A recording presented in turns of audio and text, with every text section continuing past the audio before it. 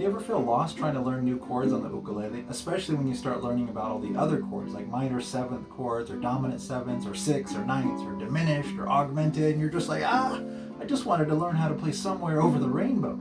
Well, I'll show you an easy way to figure out how to play every single chord on the ukulele just by knowing 4 chords. Hey guys, my name's Tony. Thanks for joining me at ImGonnaUke. I know a lot of ukulele players out there struggle with learning new chords, especially when it comes to playing a song that has some uncommon chords.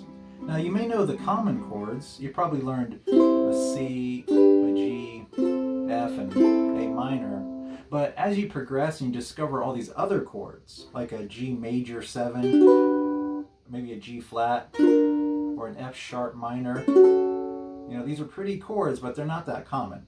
And when you start to realize there's so many different chords, you feel a little bit overwhelmed. Now, if you've ever counted, there's actually over 100 different chords to play on the ukulele. Now don't worry, I'm going to show you an easy way to figure out every single chord. Now by knowing 4 chords or 4 chord shapes, you can actually figure out all of the others. So you probably already know how to play these 4 chords. So there's a C major, an A major, an F major, and then the easier way to play an E major, like this. So it's not so bad, right? So by knowing these 4 chord shapes, you can actually unlock every other chord. Now I say chord shapes because I want you to pay attention to the actual shape that your fingers are making for each chord. For a C, for an A, for an F, and for an E.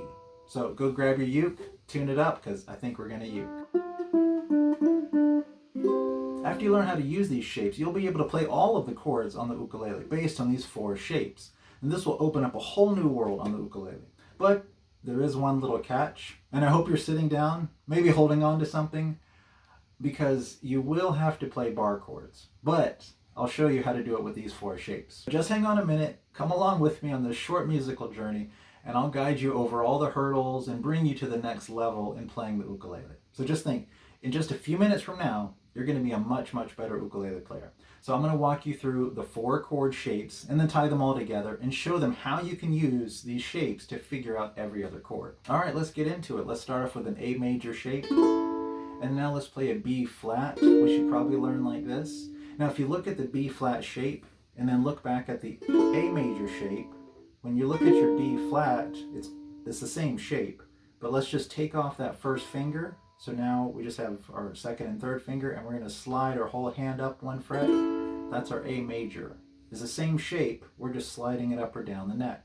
So if we slide the same shape back down and put our first finger back where it was before, there's our B flat. If we slide this shape higher 1 more fret, there's a B major. If we slide 1 more fret, C major. If we slide 2 frets, we have a D, 2 more, there's an E, and an F, right?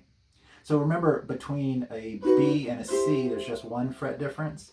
And then between an E and an F, there's just 1 fret difference. But all the other notes have 2 frets in between. We can slide our hand all the way up the neck and play every major chord. Now let's go on to the next shape. It's a C major shape. The C major chord only takes 1 finger, and we usually play it with our third.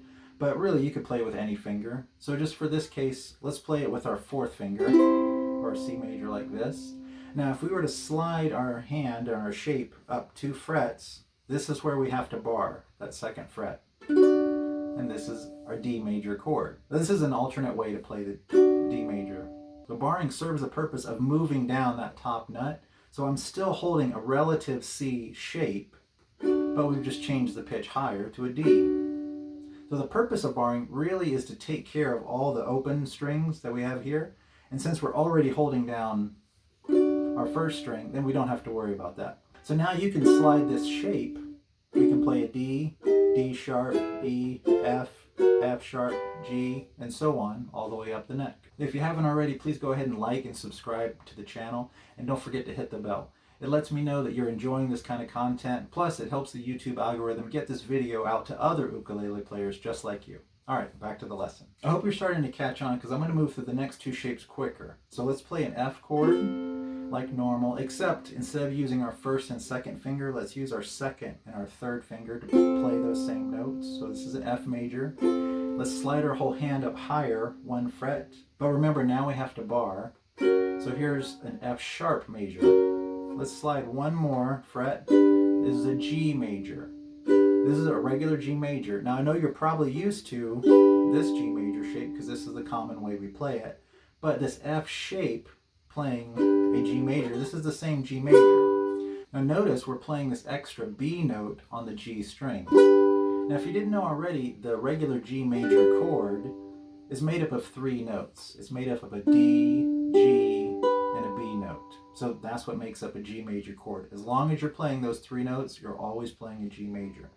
Now, if you play an extra G or an extra B or a D, you're still playing a G major. So our F major shape, instead of playing this open G string, we're playing a B note. So it's still a G major chord using that same shape. Now, so it's a little hidden way that you might not have noticed before, but by using this same shape, we now can slide higher to play a G sharp, an A major. This is still an A major, A sharp, B, C, and so on. The really cool part is that this starts to unlock the magic of the fretboard, is that you've discovered how the same shape, how you can slide up and down the neck and play all the chords. All right, on to the last chord shape of E major. So let's play it the easy way like this, rather than the hard way like this, which you probably have seen in a lot of chord charts. So we're going to play the easy way by putting our 2nd, 3rd, and 4th finger all on the 2nd, 3rd, and 4th strings on the 4th fret, and our 1st finger on the 1st string 2nd fret, like this. This is a much, much easier way to play E. So just like we found when we were using the F shape to play a G major chord, that as long as we're playing one of those 3 notes that make up that G major chord, like a G, D, or B, then we're still playing a G major chord. Same thing with an E. Now an E chord is made up of an E, G sharp, and a B. And here on the 4th string, we're adding an extra B. Okay? So it's still an E major chord, and it's much, much easier than playing this way. So let's play our E major shape like this, and now let's slide up higher 1 fret to play an F major, slide up 1 more, F sharp major, slide up 1 more, G major, G sharp, A, and so on. Okay, let's reset back to our E major shape here. And notice we've got a little bit of extra room up here. So we can move our E shape up, or I should say lower actually, to play an E flat. Let's go 1 more lower to play a D major. Now notice once we're here, we don't need that 1st finger anymore, so we can take it off because we're at the top of the nut. And this E major shape is slidden lower to play a D major. Some of you might already realize, like, wait, shouldn't you call this a D major shape? Because we're starting with a D and we're sliding up to play E.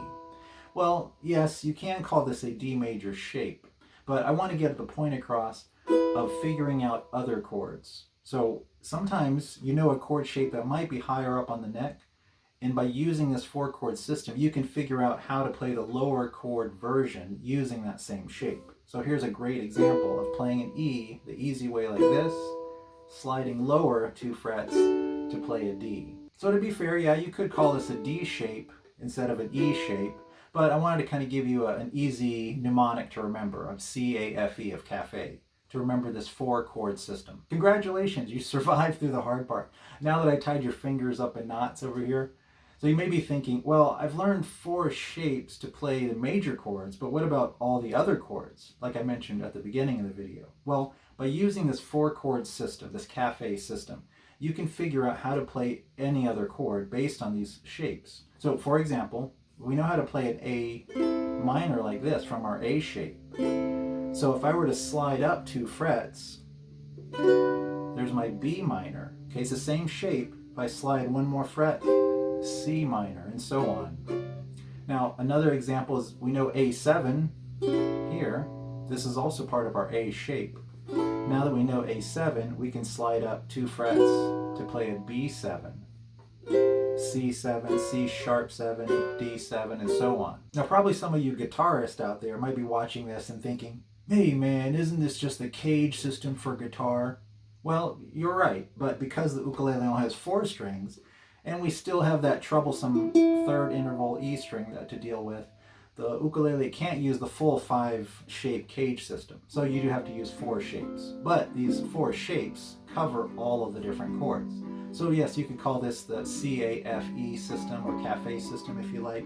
It's just an easy way to remember all the 4 chord shapes. I know we covered a lot, and it is a lot to digest, but I want you to practice these 4 chord shapes this week. So practice sliding up and down the neck, and every time you're playing a chord, say the name of the chord out loud. It helps your ears and your brain, helps your muscle memory memorize all these shapes and chords much faster. And I'm hoping that you're starting to see where all the different places where that same chord starts to appear. It starts to unlock the neck a little bit. All right. Now just think, you should be pretty happy and proud of yourself that you're now a better ukulele player than you were just a few minutes ago. If you haven't already, do give me a thumbs up. Don't forget to subscribe to the channel and hit that bell so you don't miss out on any upcoming videos where we're going to venture into the deeper end of the pool, so to speak. So if you enjoy this kind of content, be sure to check out my other lessons. I'll have card links at the end of this one to some of those other lessons. So I hope you learned something, and until next time, have fun playing, God bless, and I'll catch you in the next one.